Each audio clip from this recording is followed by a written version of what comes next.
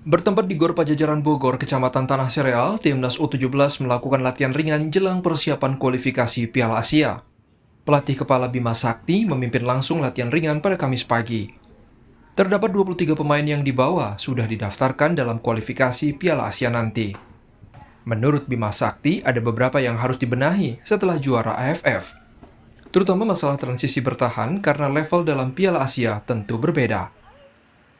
Evaluasinya ya pemain harus lebih disiplin lagi ya, terutama masalah defense, kemudian transisi, karena level lawan di kualifikasi Piala Asia ini juga berbeda ya dengan Piala AFF kemarin.